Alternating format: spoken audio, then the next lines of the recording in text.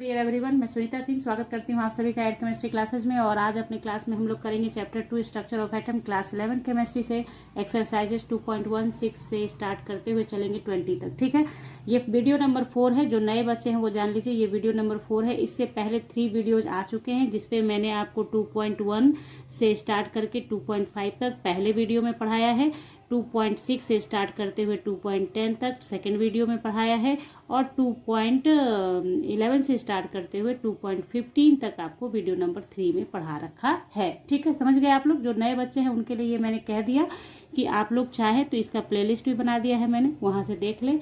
अब स्टार्ट करेंगे आज से हम लोग बनाना 2.16 से 20 तक अभी बनाएंगे। ठीक है, तो चलिए स्टार्ट करते हैं क्लास और देखते हैं क्वेश्चन।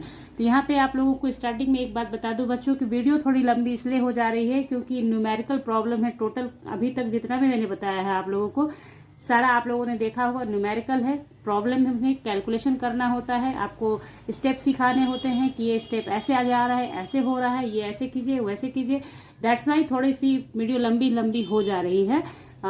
ठीक है, तो चलिए ये भी देखते हैं कितनी लंबी होती है वीडियो। अभी तो मुझे भी पता नहीं है कितनी लंबी होगी, तो स्टार्ट करते हैं क्लास करना। ठीक है, तो चलिए पहला क्वेश्चन लेते हैं हम लोग 2.16। ओके, तो देखिए क्वेश्चन 2.16 दो पार्ट में दे रखा है। ठीक है, तो चलिए इसलिए देखिए यहाँ पे इसलिए वीडियो लंबी हो जाती है कि मान लो 2.16 है, कहने को 2.16, इसमें दो क्वेश्चन है। ठीक है, तो पहला क्वेश्चन है the energy associated with the first orbit in the hydrogen atom is इतना joule per atom. What is the energy associated with fifth orbit. ठीक है, तो energy associated with fifth orbit आपको बताना है। दूसरे नंबर क्वेश्चन पे कहता है कि calculate the radius of Bohr's fifth orbit for hydrogen atom. यहाँ पे एनर्जी बताना है फिफ्थ ऑर्बिट का, और दूसरा रेडियस भी बताना है आपको हाइड्रोजन एटम के लिए बोर्स फिफ्थ ऑर्बिट का रेडियस आपको बताना है। तो दोनों का फॉर्मूला मैंने आपको थ्योरी सेक्शन में पढ़ाया हुआ है। यहाँ पे उस फॉर्मूले का इस्तेमाल करना सीखेंगे कि इससे उस जो फॉर्मूला मैंने आपको पढ़ाया ना बोर्स का, पढ़ाते हुए आपको जब पोस्टुलेट्स पढ़ाया उसके जस्ट बाद मैंने पढ़ाया था रेडियस और एनर्जी की बात पढ़ाई थी जिसमें डेरिवेशन सिखाया था। तो डेरिवेशन हो सकता है एग्जामिनेशन के अंदर नहीं आए, लेकिन डेरिवेशन का जो लास्ट रिजल्ट होता है ना बच्चों, वो बहुत जरूरी हो जाता है क्योंकि उसी से न्यूमेरिकल प्रॉब्लम सॉल्व होते हैं। ठीक है, तो चलिए देखते हैं कि क्या था। तो देखिए सबसे पहली बात यहाँ मैंने लिख के रखा है कि ये आपको मैंने पढ़ाया है EN inversely proportional to n square, यानी कि जो एनर्जी होता है वो जो है इन्वर्सली प्रोपोर्शनल टू ऑर्बिट होता है, ऑर्बिट के स्क्वायर के बराबर, यानी नंबर ऑफ ऑर्बिट के। तो आपने देखा कि ये क्या हो रहा है कि EN इन्वर्सली प्रोपोर्शनल है। इससे क्या क्लियर हुआ कि अगर हम कंपेयर करते हैं दो और एनर्जी को, यानी E1 और E2 कंपेयर करना हो हमें, तो अगर यहाँ पे E1 बाई E2 है तो चूंकि ये इन्वर्सली प्रोपोर्शनल है इसलिए N2 ऊपर चला जाएगा, N1 नीचे हो जाएगा। समझ गए बात, इन्वर्स के कारण ऐसा हुआ। अगर डायरेक्ट प्रोपोर्शनल होता तो यहाँ E1 के सामने N1 होता और E2 के सामने N2 होता, लेकिन जस्ट उल्टा होने के पीछे रीजन क्या है, इन्वर्स रिलेशन है दोनों में, इसलिए ये इन्वर्स हो जाता है। क्लियर, समझ गए। तो चलिए, तो आपने कंपेयर किया, ऐसा लिखा। चूंकि क्वेश्चन में आपको जो दे रखा है वो देखिए यहाँ पे दे रखा था first orbit of hydrogen atom का एनर्जी दे रखा है, यानी E1 दे रखा है। ठीक है, और चूंकि फर्स्ट ऑर्बिट है इसलिए N1 इक्वल्स टू 1 हो गया, और फिफ्थ ऑर्बिट के लिए निकालना है यानी कि N2 बराबर 5 हो गया, तो E2 आपको निकालना है। ठीक है, तो यहाँ पे मैंने लिख दिया है given N1 equals to 1, E1 equals to इतना, जूल पर एटम नहीं लिखा है मैंने, क्वेश्चन में दिखा हुआ है N2 बराबर 5। ठीक है, तो दिस वैल्यू को पुट करेंगे इस इक्वेशन में, इसमें फर्स्ट में putting this values in first we get क्या, देखिए E1 तो आपको पता है E1 कितना दे रखा है -2.18 इंटू 10 टू द पावर -18 बटे E2 आपको पता करना है, E2 ही तो पता करना है आपको। ठीक है, तो फिर आप क्या करेंगे, N2 दिया हुआ है कितना 5 और N1 कितना 1, इसका स्क्वायर। यही हो गया फॉर्मूला में पुट करने के बाद। तो अब आपका देखिए क्या करना है आपको, ये हो जाएगा हमारा। यहाँ पे एक स्टेप आगे बढ़ा लेती हूँ ताकि थोड़ा सा वीडियो छोटा होने में मदद हो जाए। 25 हो जाएगा, 5 5 जा 25 और 1। ठीक है, तो अब आप क्या कर सकते हैं, इसलिए E2 देखिए E2 बराबर, तो देखिए यहाँ पे E2 को अगर क्रॉस करके ले जाते हैं, जिन बच्चों को एकदम बेसिक से नहीं पता होता मैं उनके लिए बता देती हूँ। 20 देखिए क्रॉस मल्टीप्लाई करोगे तो E2 इंटू 25 और 1 इंटू इतना, तो कितना हो गया 2.18 इंटू 10⁻⁻18 जूल पर एटम। 1 का कोई मतलब नहीं है, 1 से किसी चीज को मल्टीप्लाई करते तो वही चीज आता है ना, इसलिए E2 बराबर क्या हो सकता है, -2.18 इंटू 10⁻⁻18 बाई 25। तो देखिए ये स्टेप हम लोग चाहते थे, इसको हम लोग गैप ले सकते थे, डायरेक्ट में यहाँ पे E2 को इधर भेज देते, 25 को इधर भेज देते और बन जाता। लेकिन चूंकि बहुत सारे बच्चे पढ़ते हैं ना, तो उन सभी को पता होना चाहिए कि कैसे होता है ये सब, इसकी वजह से बच्चों। चलिए, तो ये हो गया हमारा इतना। अब आप क्या करोगे, इसको डिवाइड करो, ठीक है, इसको डिवाइड करो। कैसे डिवाइड करोगे भाई मेरे, तो देखो 25 से पहला तो काम क्या करो, इसको हटा दो डिसमिल को, तो यहाँ 100 हो गया, तो 100 का मतलब 10⁻² हो गया, तो इसको छोटा सा कर लो, -218 बाई 25 इंटू 10⁻⁻18 है ना, ये 2 को ऊपर ऐड कर दो, ऐड नहीं होगा ना, ऊपर जाएगा तो माइनस हो जाएगा, ठीक है। तो ये हो गया। उसके बाद आपका ओवरऑल कितना आ गया, -21825 इंटू 10⁻⁻20 जूल पर एटम, ठीक है। अब इसको डिवाइड कर लो, तो 25 से जब इसको डिवाइड करोगे तो 8 टाइम जाएगा, 200 हो जाएगा, 200, ठीक है। 8 1 कट गया, तो अब नहीं लगेगा। तो देखिए यहाँ पे 25 से 218 को डिवाइड कीजिए, तो 8 टाइम लेंगे हम, तो 200 हो जाएगा, 180 हो गया। अब 25 से आप इसको डिसमिल यहाँ बैठाया तो 0 ले लिया, ठीक है। तो यहाँ पे आपका कितना हो जाएगा, 25 7 जा 175 होगा ना, ठीक है। तो यहाँ 5 आ गया और ये पूरा कट गया, इस डिसमिल की वजह से फिर 0 आ गया, तो 25 2 जा 50 हो गया, ठीक है। तो ये कैंसिल, यानी ओवरऑल आपका आया कितना, 8.72 इंटू 10⁻⁻20 जूल पर एटम। और ये जो E2 आप देख रहे हैं ना, इसे चाहे आप तो E5 भी लिख सकते हैं, क्योंकि ये एनर्जी किसका निकल रहा है, E5 का निकल रहा है, यानी कि ऑर्बिट नंबर 5 का एनर्जी पता कर रहे हैं, ऑर्बिट नंबर 5 का, ठीक है। तो ऑर्बिट नंबर 5 भी इसे लिख सकते हैं आप, E2 लिखे। आपको ये जानकारी है कि यहाँ E2 किसको रिप्रेजेंट कर रहा है, N2 बराबर 5 वाले को रिप्रेजेंट कर रहा है।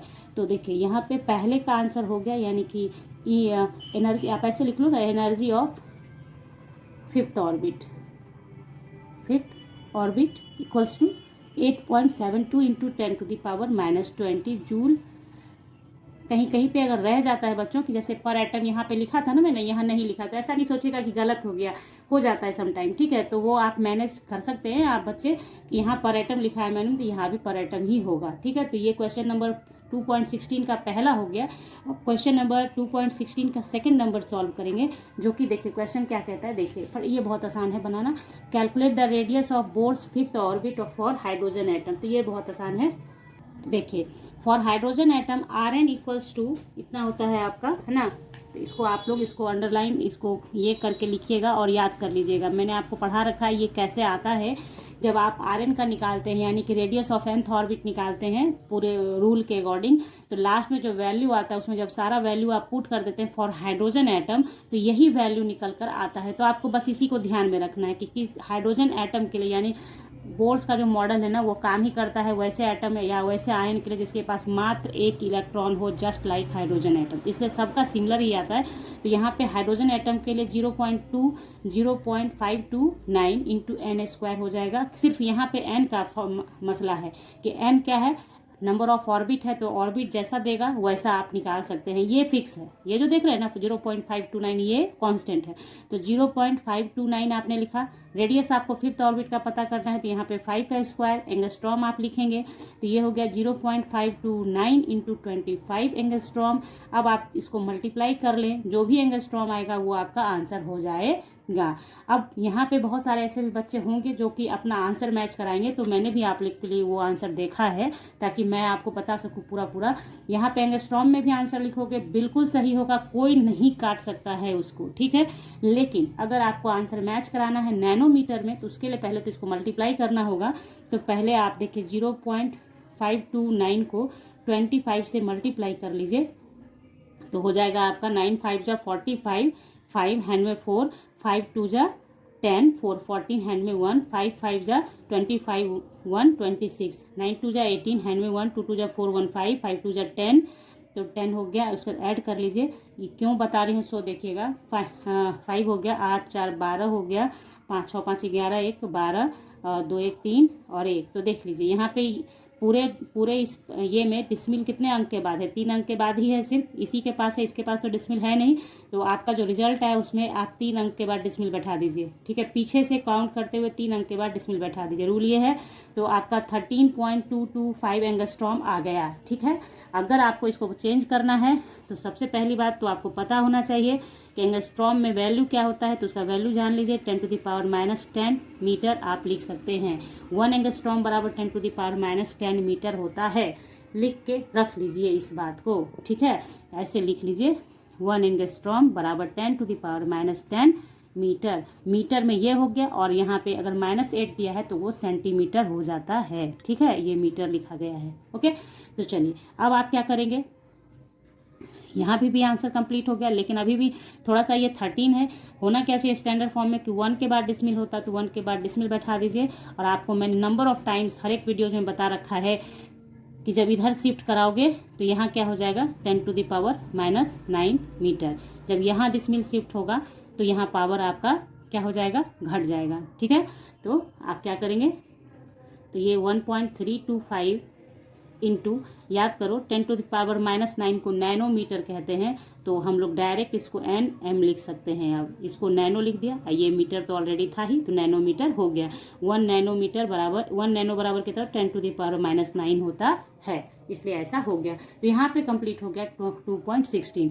और मुझे उम्मीद है कि आप लोगों ने 2.16 अच्छे तरीके से समझ लिया। अब इस टाइप का क्वेश्चन अगर आपके पास आता है, यहाँ R5 था, हो सकता है R4 दे देगा, R3 दे देगा, R6 दे देगा, तो आपको बनाना तो ऐसे ही है ना। ये लिखा और जहाँ पे 5 है वहाँ 6 है, तो 6 6 36 हो जाएगा। उसको मल्टीप्लाई करना आपको आता है, बनाना आपको आता है, बना सकते हैं किसी भी क्वेश्चन को, कहीं कोई प्रॉब्लम नहीं होगी। यहाँ E5 था तो E5 बनाया मैंने, मेरे पास जो भी डेटा होगा उसके अकॉर्डिंग हम लोग बनाएंगे। बात आ रही समझ में?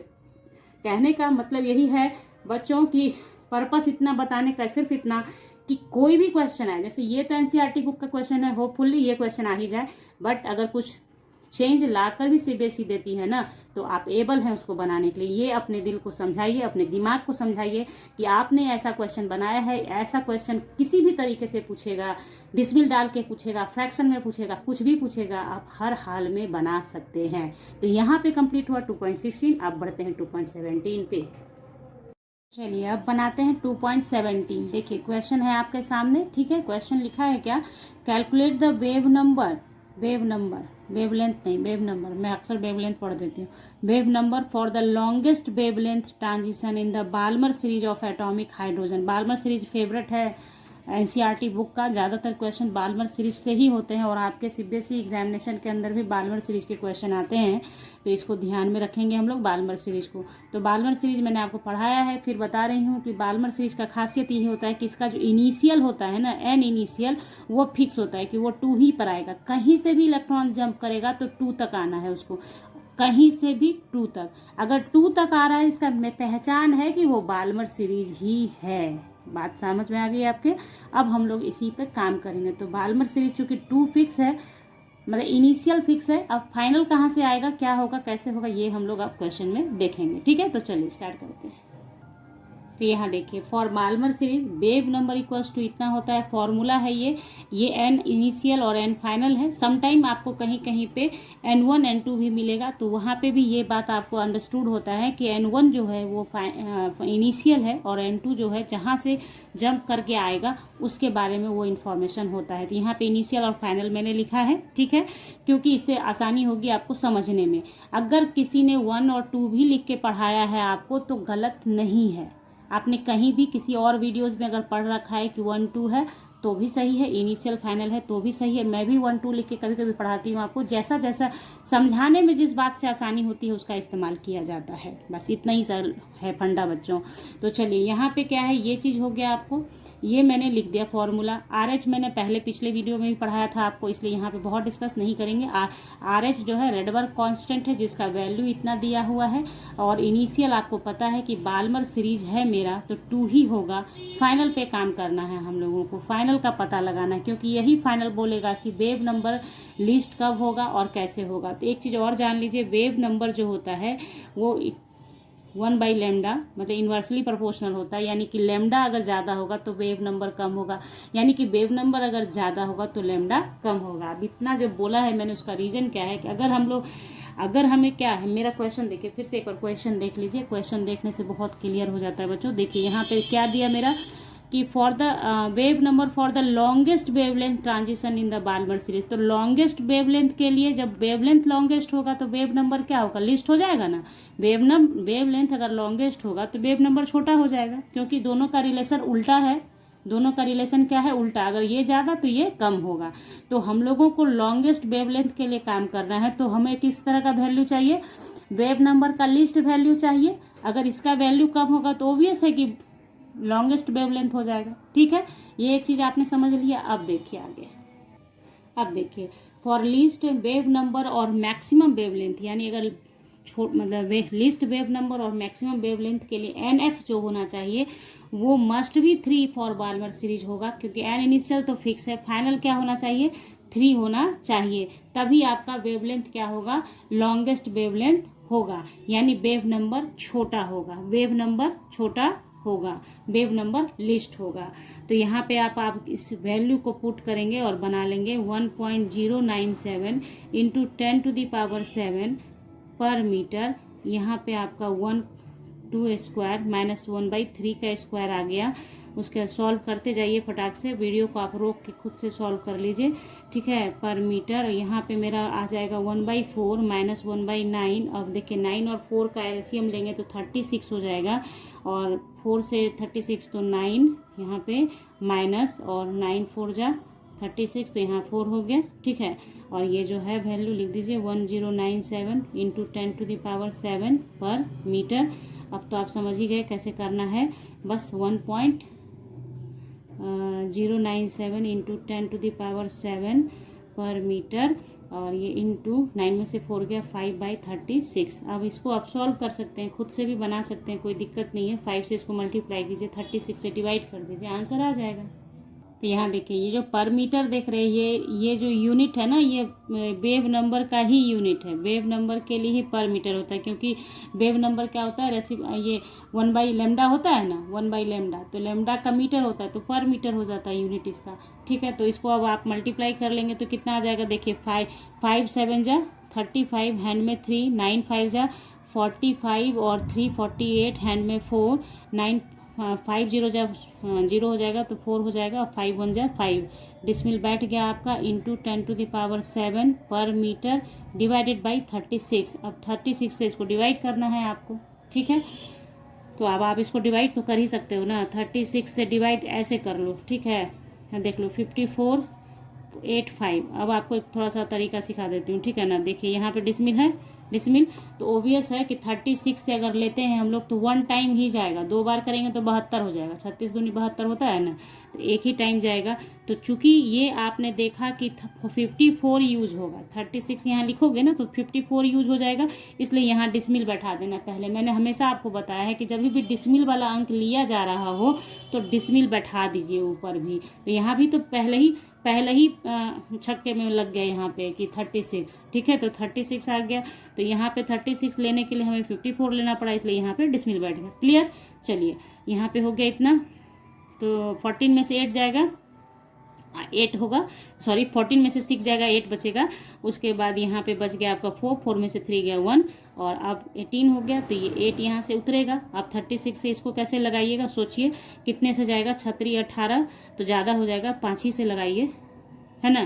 तो 36 5 जा कर लीजिए, 6 5 जा 30, हैंड में 3, 5 3 जा 15, और 3 80 हो गया ना, तो हो गया।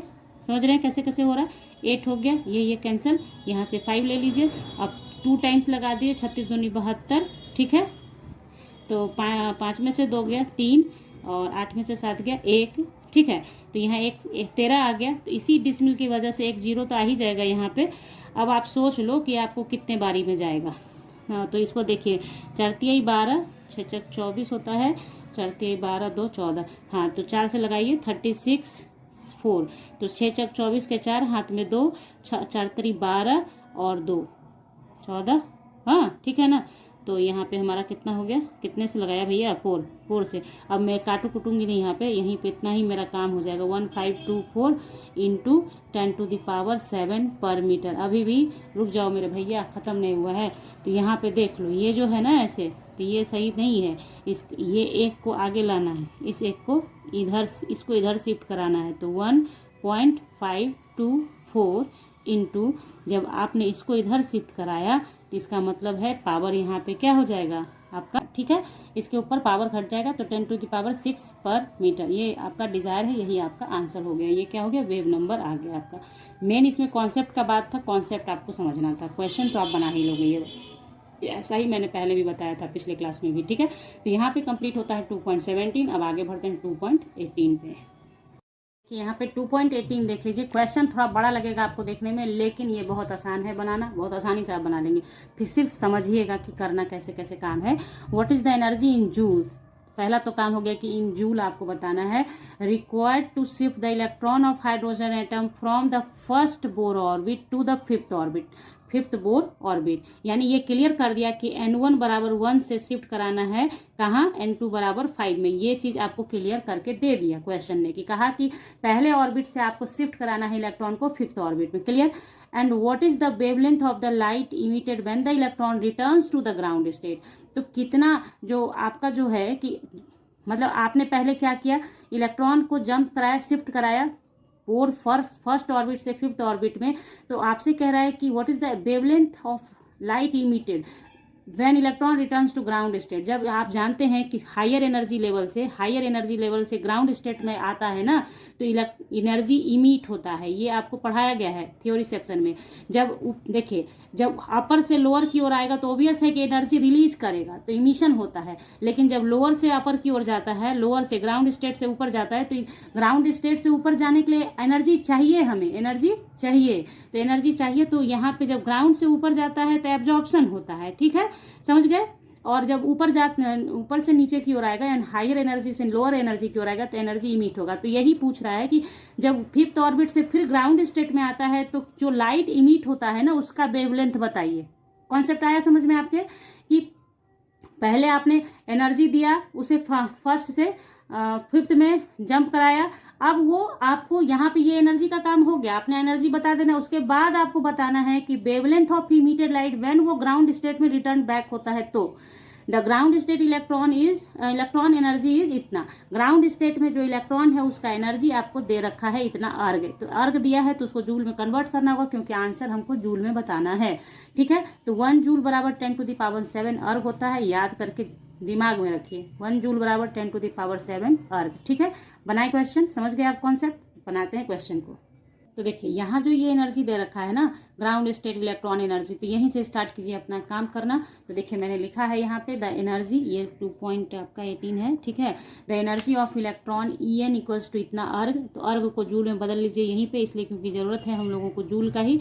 तो 2.18 इंटू 18 और -11 अर्ग के जगह पे आपको करना क्या है, जूल में कन्वर्ट करना है। तो आप क्या करोगे, इसमें डायरेक्ट भी बता सकते हैं यहाँ पे आपको, लेकिन देख लीजिए इंटू 10⁻7 जूल होगा। उसके बाद आप -2.18/n² कर दोगे इंटू 10⁻−11, और ये ऊपर नीचे से ऊपर की ओर जाएगा तो -7, तो हो गया 2.18/n² इंटू 10⁻−18 जूल। क्लियर, समझ गए आप कैसे हुआ। जैसे आपने अभी पढ़ा ना, 1 जूल बराबर 10⁻7 अर्ग। अब इसको आप एक एक नियम लगा के देखो यही आएगा कि नहीं आएगा, ठीक है। तो ये जूल में इतना आ गया आपका। अब आप क्या कीजिए, फर्स्ट ऑर्बिट के लिए कीजिए, तो यहाँ पे n² की जगह 1² हो जाएगा, और फिफ्थ ऑर्बिट के लिए 5² हो जाएगा। तो करती हूँ मैं, आप भी कीजिए। तो देखिए यहाँ पे ये चीज हुआ, पहले ऑर्बिट के लिए E1 और फिफ्थ ऑर्बिट के लिए ये हो गया, लिख दिया, जो लिखा था ना, जो बताया वही लिख दिया, ठीक है। अब देखिए यहाँ पे कहता है कि what is the energy in joule required to shift electron hydrogen atom from first to fifth orbit. तो एनर्जी रिक्वायर्ड क्या होगा, आप समझिए इस चीज को। आपने E1 से एनर्जी डालते हुए भेजा है कहाँ, E5 में, तो इन दोनों के बीच का जो एनर्जी डिफरेंस होगा वही एनर्जी ना आपने दिया। E1 में इतना एनर्जी था, E5 का एनर्जी इतना हो गया। तो ये इन दोनों के बीच का जो डिफरेंस है एनर्जी का, जो डिफरेंस इन एनर्जी होगा, वही एनर्जी आपने डाला, तभी तो एनर्जी इलेक्ट्रॉन शिफ्ट होकर 1 ऑर्बिट से 5th ऑर्बिट में गया। बात आ गया, एक समझ में कॉन्सेप्ट आ रहा है आपके समझ में कि एनर्जी रिक्वायर्ड टू शिफ्ट। तो एनर्जी कितना रिक्वायर्ड होगा, E1 में तो जो एनर्जी था E5 में जब पहुंचा तो कुछ तो एनर्जी उसने गेन किया, क्योंकि आपने एनर्जी दिया तभी वो शिफ्ट किया। तो क्या एनर्जी आपने दिया वही आपसे पूछ रहा है। तो ये दोनों के बीच के डिफरेंस को ही कहेंगे वो एनर्जी। तो हम लोग लिख सकते हैं क्या, इसलिए उतना मैं नहीं लिखूंगी यहाँ पे कि energy required to shift electron from first orbit to 5th orbit. आप डायरेक्ट हम यहाँ पे लिखेंगे डेल्टा E इक्वल्स टू, आप लिख लीजिएगा, आपने सुना, अगर वीडियो को देखा है अच्छे से तो लिख लीजिएगा, डेल्टा E इक्वल्स टू ई आप करेंगे क्या, E5 माइनस E1, क्योंकि E5 का एनर्जी ज़्यादा होगा, क्योंकि आपने ग्राउंड से ऊपर भेजा है तो एनर्जी चाहिए। मैंने सारा कॉन्सेप्ट आपको समझाया है बच्चों, ध्यान से मेरी वीडियो को समझेंगे तो कतई प्रॉब्लम नहीं होगी आपको कहीं भी किसी भी न्यूमेरिकल में। ऊपर से नीचे, सॉरी नीचे से ऊपर ले जाते हैं, यानी ग्राउंड से ऊपर ले गए तो एनर्जी देना है आपको, इसलिए एनर्जी इसका ज़्यादा होगा, यानी ज़्यादा में से कम को माइनस कीजिए। ठीक है, तो यहाँ पे आपका हो गया E5 कितना है मेरा, -2.18/5²। चाहे तो आप इसको कॉमन कर सकते हैं डायरेक्ट ही, है ना, लेकिन लीजिए आपके लिए। कुछ बच्चे गुस्सा हो जाते हैं, बहुत वीडियो लंबी हो जाती है। माइनस ये हो गया, तो यहाँ पे हो गया -2.18/1² इंटू 10⁻⁻18, और ओवरऑल मैं जूल लिख देती हूँ, चलो ठीक है, कॉमन करके। तो अब यहाँ पे कितना हो गया, -2.18/25 इंटू, इसको अब इंटू को हटा दीजिए, माइनस प्लस 2.18, 1² का कोई मतलब नहीं, और इसको ऐसे कर दीजिए आप, और यहाँ से 10⁻⁻18 कॉमन कर दिया मैंने। ठीक है, इंटू लिखती तो फिर एक स्टेप और आ जाता ज़्यादा, तो यहाँ पे हो गया। ठीक है, अब आप इसको सॉल्व कीजिए। तो यहाँ देखिए 2.18 भी कॉमन हो सकता है, तो आप क्या कीजिए, 2.18 को कॉमन कर लीजिए, तो अंदर जो बचेगा, यहाँ देखिए 1/-25 बचेगा और यहाँ 1 बचेगा, तो 1 - 1/25 इसको लिख सकते हैं मैथमेटिकली।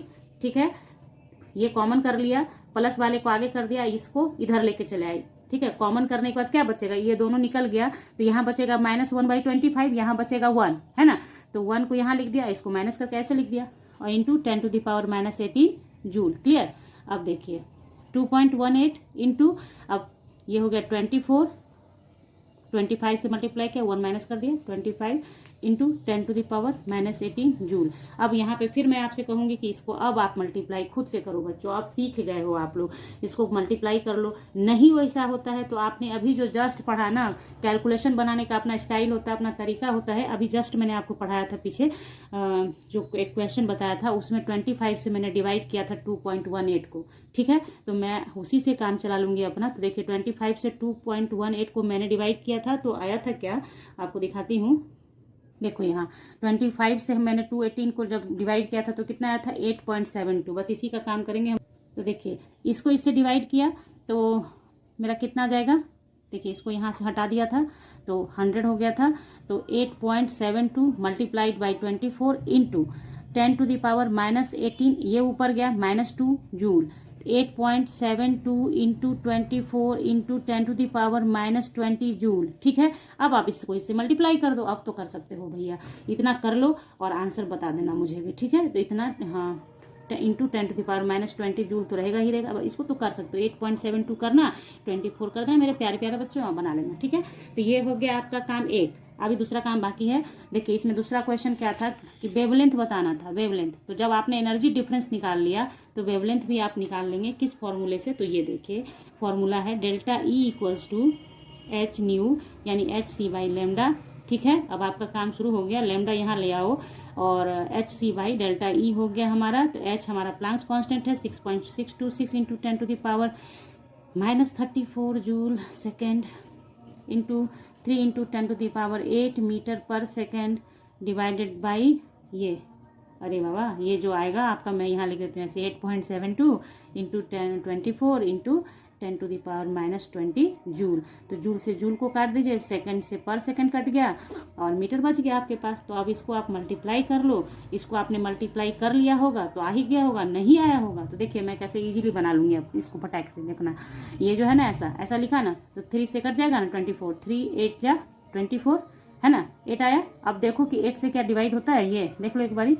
तो ये पूरा पूरा नहीं कटेगा, मैंने देखा है काट के, ठीक है। तो पूरा पूरा नहीं कट रहा है तो छोड़ दो उसको वहीं पे। तो ये आपका जो भी है ना, इसको एक जगह कर लो, 6.626 डिवाइडेड बाई 8.72 इंटू 8, ठीक है। और यहाँ पे -34 था और ये +8 हो गया, ये ऊपर से जाएगा, नीचे से ऊपर जाएगा तो +20 में कन्वर्ट हो जाएगा, ठीक है। अब आप इसको बनाना, ठीक है। अब आप लोग कहोगे कि मैम आप तो छोड़ देती हैं, आप तो बताती नहीं है, लेकिन ऐसा नहीं है, आप इसको बनाओगे तो बन जाएगा। आप लोग प्रैक्टिस करोगे कहाँ, फिर प्रैक्टिस करने के लिए भी कुछ होना ना चाहिए। इससे पहले जितने भी वीडियोज पढ़ाए हैं मैंने, उसमें सारा बताया ही तो है। यहाँ पे आप कर सकते हैं, ठीक है। तो यहाँ पे इंटू 10⁻, कितना आ रहा है, 34 में से 28 माइनस कर दो, 34 में से 28 माइनस कर लो, कितना आ जाएगा, -14 में से 8 जाएगा, 6 आ जाएगा, -6, ठीक है। अब इसको कर लो तो जो भी आएगा उतना मीटर आपका आंसर हो गया, ठीक है, समझ गए। अब आगे बढ़िए क्वेश्चन नंबर 2.19 पे। क्वेश्चन 2.19 कहता है the electron energy in hydrogen atom is given by this, ठीक है। Electron energy in hydrogen atom given by, ये दे रखा है आपका, ठीक है। तो इतना दे रखा है, ठीक है।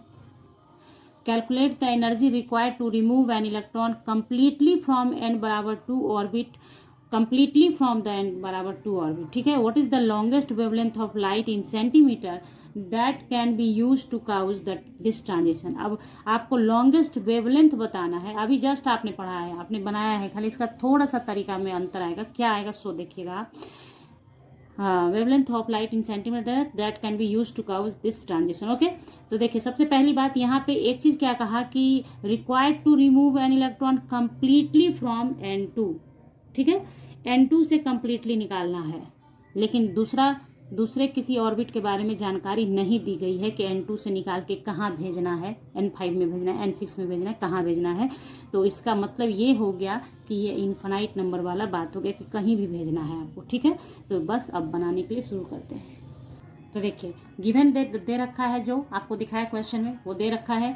Energy required for ionisation from n2 is given by कितना से, डेल्टा ई से E∞ माइनस E2। याद कीजिए पीछे जो क्वेश्चन पढ़ाया था E5 से E2, ये वाला बात वही चीज़ है। वहाँ पे E5 क्लियर था कि वहाँ कह रहा था कि 2 से 5 तक जाना है, लेकिन यहाँ 2 से कंप्लीटली रिमूव करा देना है, ये कहा गया। तो यहाँ पे फिक्स नहीं है सेकंड ऑर्बिट, इसलिए यहाँ पे आप इन्फिनाइट लेते हैं, ठीक है। कोई दिक्कत नहीं समझने में, आपको पहले भी बताया था, पिछले दूसरे क्लासेस में भी पढ़ाया था कि अगर नहीं दिया गया है, सेकंड नंबर ऑर्बिट डिफाइन नहीं किया गया है, तो आप उसको इन्फिनिटिव मान लेंगे। तो इन्फिनिटिव मान लिया यहाँ पे। तो डेल्टा ई इक्वल्स टू इतना कि एनर्जी कितना रिक्वायर्ड होगा इस काम के लिए, जो अभी जस्ट बनाया था, उसी को पढ़ाने के बाद ये क्वेश्चन एनसीईआरटी ने भी दिया है, ताकि आपका कॉन्सेप्ट थोड़ा सा बन जाए। वहाँ पे E5 से E2 पढ़ लिया, अब यहाँ पे इस टाइप का क्वेश्चन आ गया। अब आप तैयार हैं हर एक क्वेश्चन को बनाने के लिए, कोई दिक्कत आपको नहीं आएगी, ठीक है। ये हो गया, ऐसा समझ गए आप बात को क्या था। फिर आपने डेल्टा ई लिखा, और चूंकि ई इन्फिनिटिव है तो यहाँ जो n है, n के जगह पे इन्फिनिटिव स्क्वायर लिखा, और ये 2 फिक्स है तो 2 का स्क्वायर लिखा।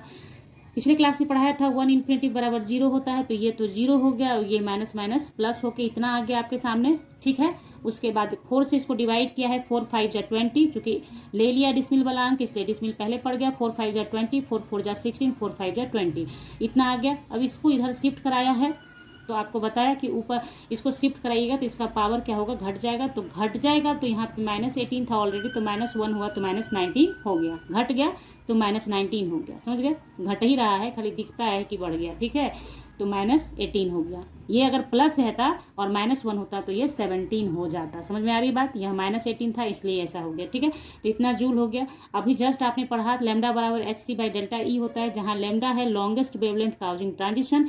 तो यहाँ पे आपका लैम्डा ही आपको निकालना है। तो लैम्डा बराबर h के जगह पे 6.626 इंटू 10⁻⁻34 जूल सेकेंड होता है, into 3 into 10⁸ metre. Number of times ये पढ़ा रखा है आपको, तो इसलिए अब आप यहाँ से अपने खुद से कर लेना कैलकुलेशन। 5.45 इंटू 10⁻⁻ कितना 19 जूल। तो जूल से जूल पर सेकेंड, और सेकेंड कट गया। उसके बाद देख लो कि क्या 549 और 514 होता है ना, 615 होता है ना, तो नहीं 3 से तो कटेगा नहीं, तो आप क्या कर लेना 3 से इसको मल्टीप्लाई कर लो, है ना। 6 3 जा 18, 3 2 जा 6 1 7, 6 3 जा 18, हैंड में 1, 6 3 जा 18 1 19, 3 अंक के बाद डिसमिल, तो 3 अंक के बाद डिसमिल बैठा दिया। इसको डिवाइड करना है 5 4 5.45 से इंटू 10⁻⁻34 प्लस 8 और माइनस माइनस 19 ये हो जाएगा ऑलरेडी। हाँ ठीक है, और ये मीटर। अब देखो यहाँ पे क्या होगा, ये डिसमिल हटेगा, ठीक है, और ये डिसमिल हटेगा। तो चूंकि नीचे ऊपर 3 है और नीचे 2 ही है, इसलिए 1 0 यहाँ ज़्यादा हो जाएगा। और कैसे हुआ ये आपको मैंने बहुत बार बताया है। कैसे होता है, जब आप यहाँ से हटाते हो तो नीचे 1 और 3 0, और ऊपर नीचे वाला हटाया तो ऊपर लिखा, ठीक है। तो हो गया ये समझ गए होंगे आप, ठीक है। तो ये आपका हो गया इतना। अब आपका हो गया 19878, देखो इजी कर दिया मैंने, 54550, हाँ, इंटू 10⁻, 9 8 17 27 हो जाएगा ना। तो माइनस कितना बचेगा, 14 में से 7 जाएगा, 7 हो गया काम, -7 मीटर, है ना, ठीक बनाया ना। 9 8 17 27 और 34, तो हाँ ठीक है, -7 हो गया। अब आप इसको डिवाइड कर लेना, तो बस कर लो बच्चों, कोई दिक्कत नहीं है। अब आप कर लेना, बता देना आंसर मुझे भी। 878 है ना। अब इसमें 5 3 जाएगा, तो 5 3 हाँ 5 3 जाएगा, 3 ले सकते हो, है ना, ले लेना, ठीक है। कितना आएगा, 5 0 0, 5 5 25, हैंड में 2, 5 4 20 और 2 22, हैंड में फिर से 2, 5 5 अरे तो 5 से ज़्यादा हो गया, 5 क्यों लिया मैंने, 3 लेना था ना, 3 लेना था, सॉरी 3 लो, ठीक है। तो 3 0 0, 5 2 5 3 15, हैंड में 1, 5 3 12 और 1 13, और 5 3 15 1 16, है ना। अब आप कर लेना, मैंने थोड़ा सा हिंट कर दिया ना। अब इसके आगे बनाना, माइनस करना, छोटा आएगा, डिसमिल बैठाना, बन जाएगा बच्चों, ठीक है। तो हो गया यहाँ पे कंप्लीट 2.19। अब चलते हैं 2.20 पे। हाँ 2.20 बहुत इजी क्वेश्चन है। Calculate the wavelength of an electron moving with velocity इतना मीटर पर सेकेंड, ठीक है। तो ये आपको ढूंढ लेना है कि किस रिलेशन से बनेगा। वेवलेंथ निकालना है, लैम्डा वॉट है, ठीक है, और वेलोसिटी आपको दे रखा है 2.05 इंटू 10⁻7 मीटर पर सेकेंड। तो ये जो बनेगा ना, ये रिलेशन से बनेगा किसके, डी ब्रॉगली से बनेगा, ठीक है। तो ये है आपका 2.20 यानी 20, ठीक है। 20 नंबर क्वेश्चन है ये। तो लिखेंगे हम लोग, फ्रॉम डी ब्रॉगली इक्वेशन कितना होता है, लैम्डा बराबर h/mv, ठीक है। mv, h तो पता ही है आपको, प्लांक्स कांस्टेंट, m जो है m equals to mass of electron है, क्योंकि देखिए यहाँ पे इलेक्ट्रॉन ही दिया है क्वेश्चन में, इलेक्ट्रॉन, इसलिए मैं ऐसे लिखती हूँ क्वेश्चन ऐसे पर्चे पे, ताकि आपको फटक से ला के दिखाने में आसानी। और बुक लाऊंगी बार बार तो और लंबा दिमाग हो जाएगा आपका कचड़ा, ठीक है। इसलिए ये क्वेश्चन लिख के इस तरह से रखती हूँ ताकि आपको दिखाया जा सके, क्योंकि नंबर ऑफ टाइम जब आप क्वेश्चन देखते हैं ना, आपको क्लिक भी करता है माइंड में कुछ ना कुछ। तो इलेक्ट्रॉन था, क्लियर। तो मास ऑफ इलेक्ट्रॉन कितना होता है, फिक्स है, याद रखना, ठीक है। 9.11, कुछ लोग 9.1 पे ही बना देते हैं, कोई दिक्कत नहीं है, उससे रोने का जरूरत नहीं है। 10⁻31 kg, ठीक है। डिसमिल के बाद 2 अंक के बाद अगर 6 7 का आगा पीछा होता है ना, तो उसके लिए बहुत रोने की जरूरत नहीं होती है, ठीक है। v equals to velocity of electron है, जिसका वैल्यू आपको दे रखा है 2.05 इंटू 10⁻7 मीटर पर सेकेंड।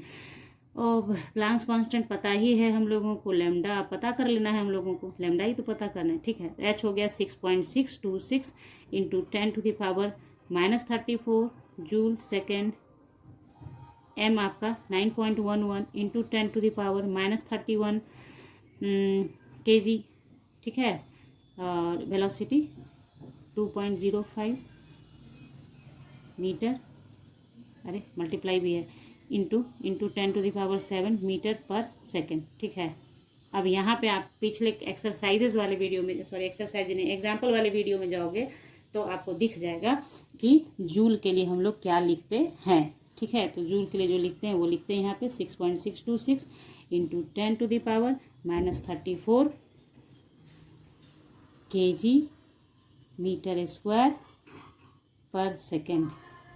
तो देखिए जूल की जगह आप लिख सकते हैं किलोग्राम मीटर स्क्वायर पर सेकेंड स्क्वायर, और ये जो सेकेंड है ना वो रहेगा इंटू सेकेंड। तो यही पर सेकेंड और सेकेंड, ये -1 है, ये +1, तो -1 बच जाता है लास्ट में। तो अभी उसको रहने दीजिए ताकि आपके समझ में सब कुछ आ जाए। 9.11 इंटू 10⁻⁻31 kg है आपके पास, और into 2.05 into 10⁻7 metre per second है। तो आप देखिए केजी से केजी काट दीजिए, 1 मीटर से 1 मीटर कटेगा। और ये देखिए मैंने आपको क्या बोला कि ये आपका जो सेकेंड है और ये पर सेकेंड स्क्वायर और ये सेकेंड, जब दोनों को सॉल्व कीजिएगा ना तो ये पर सेकेंड ही बचेगा। तो पर सेकेंड से पर सेकेंड कैंसिल हो जाएगा, बचा आपके पास सिर्फ मीटर। यही लैम्डा का यूनिट होता है, लैम्डा के लिए यही यूनिट यूज़ करते हैं।